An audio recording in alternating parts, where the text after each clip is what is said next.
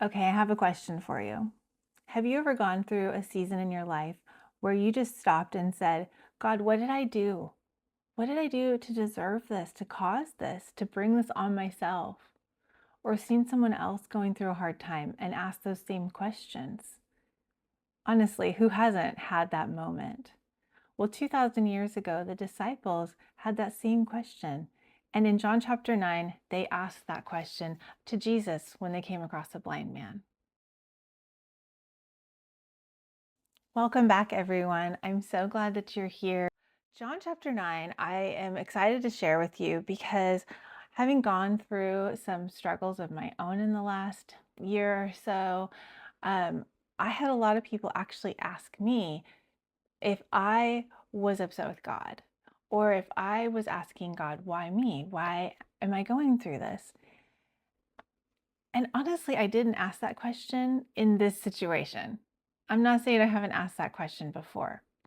But for some reason, going through this situation that I've been in, going through cancer and surgeries and all the things, I didn't ask that question, but I did realize the gravity of going through something that intense at my age with my family. And so I did ask God, okay, if I'm going to go through this, then use it for all it's worth.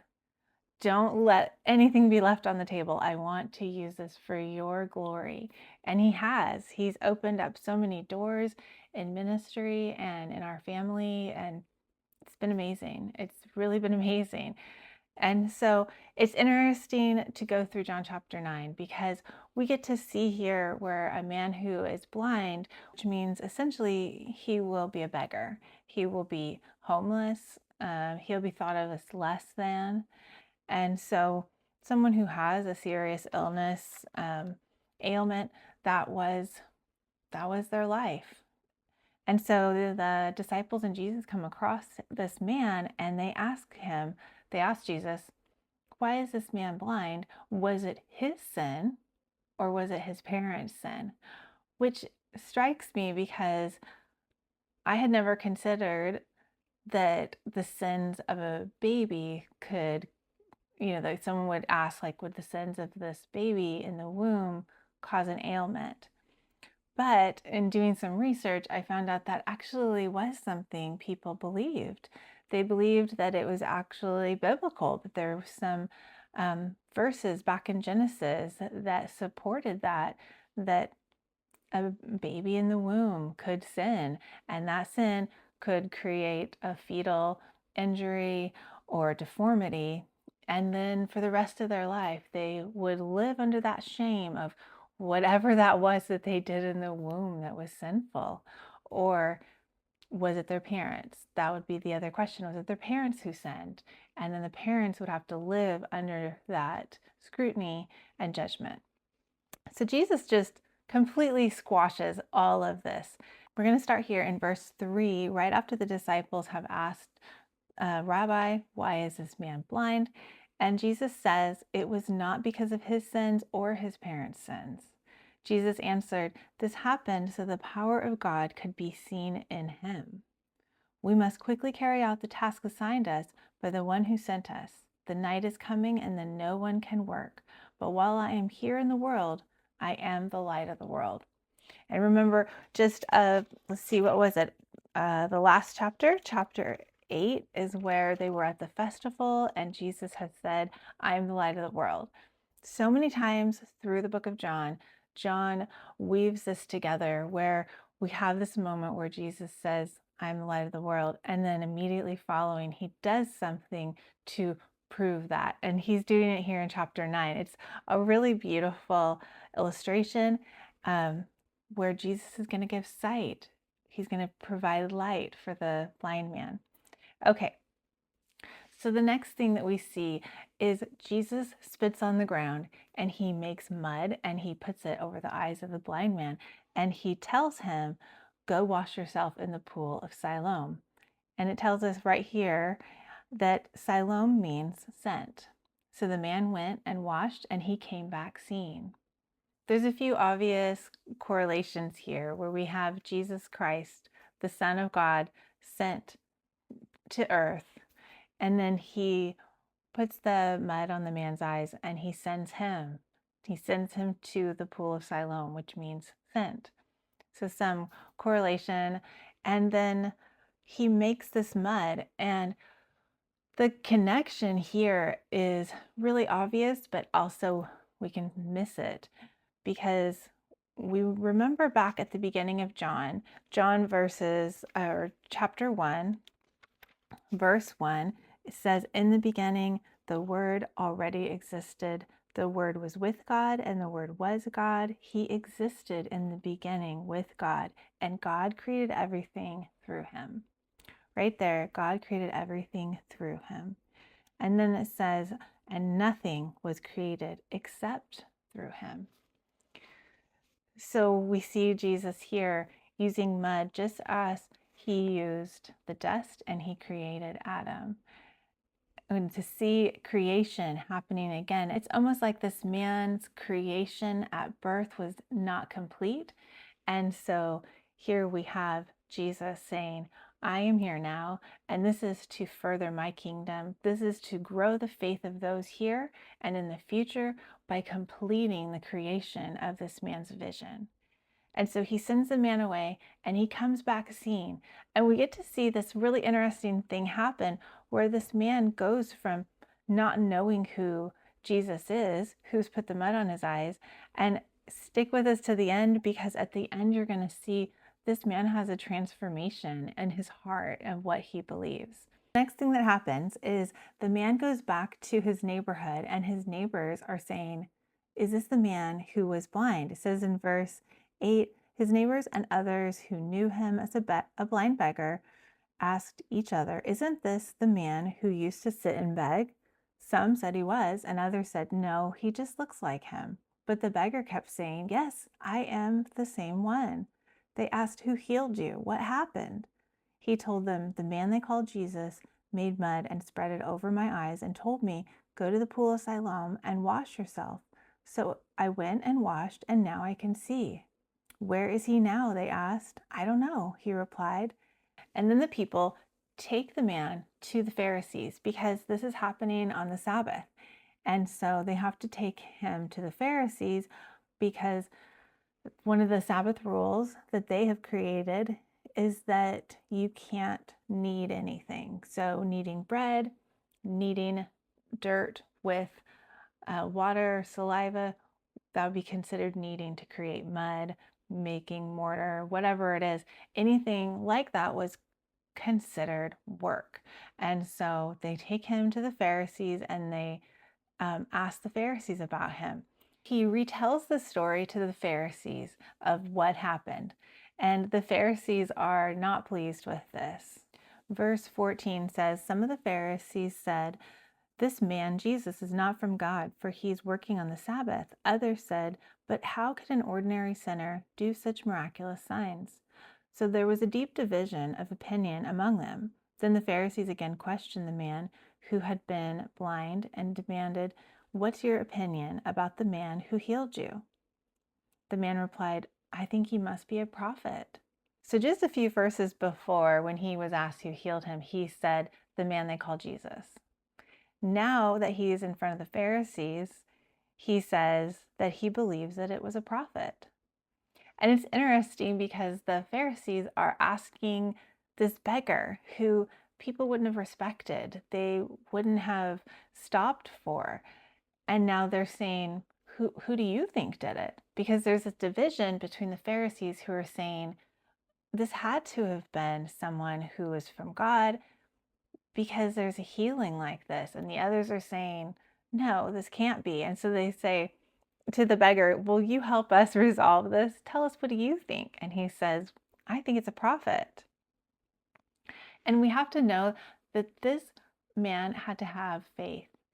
He had some kind of faith to be able to have mud on his eyes, to go down to the Pool of Siloam, which we now know was giant. It was excavated, it was stumbled upon, I believe, back in 2004, and has been excavated, not completely, but it's huge. And it was also where anyone who was taking a pilgrimage to this area would be going and stopping to cleanse. And so it would have been packed. There would have been a lot of people, and there were many steps to get down to it. And so he had to have a lot of faith to say, okay, I don't know who this was that just put mud on my eyes, but I feel something and I'm going to go down. He is sending me to the pool called Scent, and I'm going to wash this off. So we see he has a lot of faith. Life has not dealt him a good hand, and so this must be difficult for him. But even he is saying, okay, this has to be a prophet. At the very least, it's a prophet. And the Jewish leaders are frustrated and say, okay, find his parents. Let's ask his parents and see what do they say. And so they take him to his parents, and the parents say, well, yes, this looks like our son, but we don't know how this happened. We don't know how he can see now. It says in verse 22 that his parents said this because they were afraid of the Jewish leaders who had announced that anyone saying Jesus was the Messiah would be expelled from the synagogue. And we know from history that the synagogue was where a lot of people had their livelihood. This is where they brought things and they sold them and they traded them. And this was their entire community. This was their life. Their families were here. And so to be excommunicated, to be thrown out, and especially if this is all you knew, if this was the area you've always been from, it would have felt probably very scary. And so they say, well, we think, yes, this is our son and he's been healed. We don't know how, but he's old enough. Why don't you just ask him? So now it says for the second time, they called in the man who had been blind and told him, God should get the glory for this because we know this man Jesus is a sinner. And then the man retorts and says, I don't know whether he's a sinner. The man replied, but I know this, I was blind and now I can see.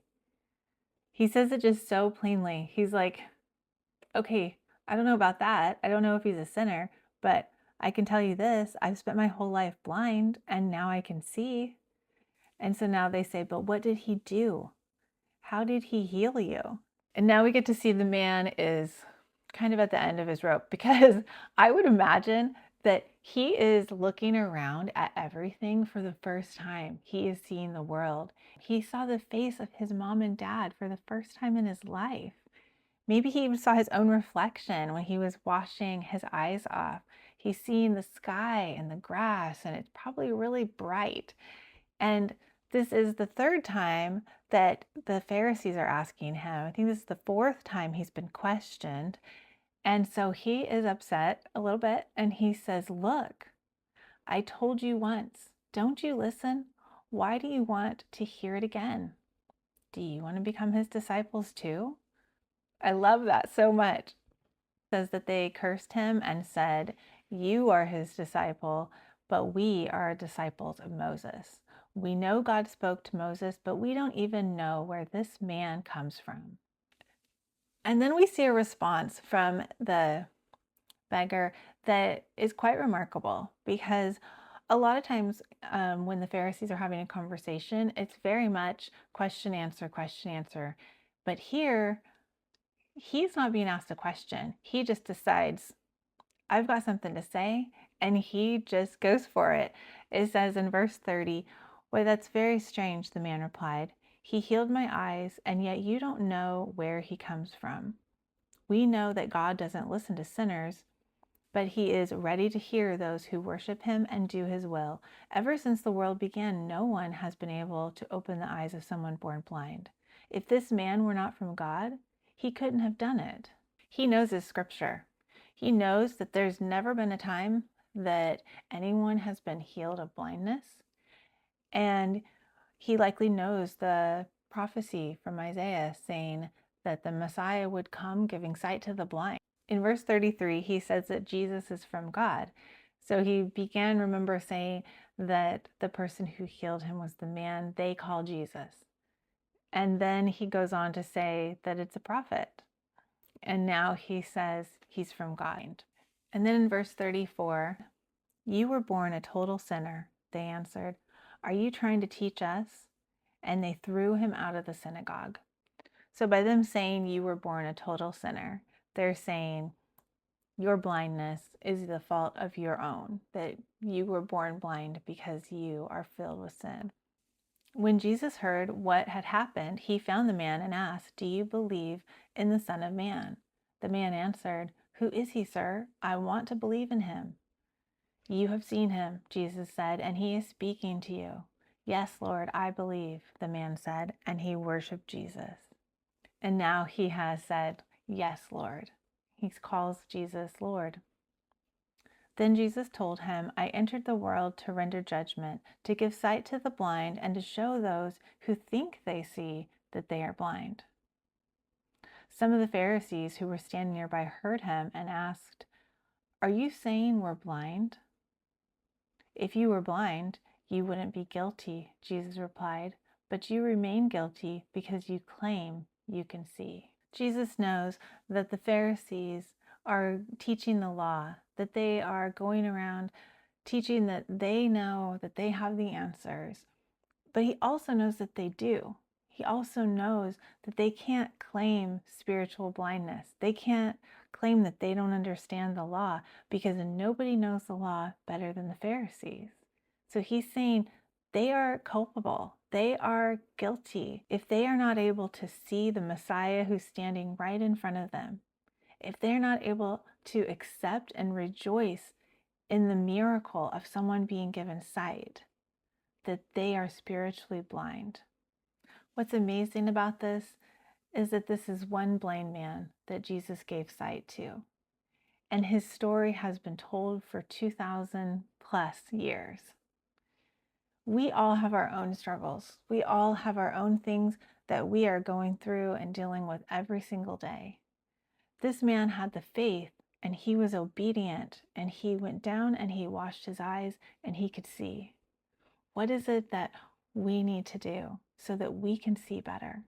What do we need to do so that our witness, our testimony can be heard and understood and stronger for God? I don't know about you, but for me, I don't want the pain that I go through to be for nothing. If I'm going to have to go through it, if I'm going to have to struggle, whether it's through anything financial or with my health or with family or whatever it is, if I'm going to have to go through it, and I know I'm going through it because I'm living in a fallen world, and I know it's because the enemy is trying to break me down, trying to come in between me and the Lord, if I'm going to go through it, I want God to use it. I want to lay my life down and I want to be able to say, I gave it my all. I tried really hard and I told everyone that there is power in prayer, that there is power in serving the one true King. We might live in a fallen world. We might live in the world that Jesus said is where Satan reigns. But Jesus is Lord. Jesus is on the throne. God reigns in our hearts and in our lives. We're going to have spiritual battles. We just are. The enemy is going to try to defeat us and break us down, wear us down. And in the end, if he can get us to turn away or even worse, become lukewarm, he wins. Recently, I've been doing a study on spiritual warfare. And one of the things I learned was that the armor of God gives us all of these weapons, and all of the weapons are defensive weapons. The only weapon that is an offensive weapon is the Word of God. This is our weapon. This is what we fight through the difficult times with. And what the author said is that it's not effective if we don't pick it up. If we're not picking it up every day and we aren't sharpening ourselves through reading of the Word, if we don't know the Word, we can't use the Word. So we have to be in the Word. And that's why you're here and why you're in this Bible study with me. And I love it. I'm so glad that you are. And that's it. That's John chapter 9. I will see you guys as we go through John chapter 10, hopefully soon. This one has some amazing historical facts that I look forward to sharing with you. And if you're a Bible nerd, I know you're going to love them too.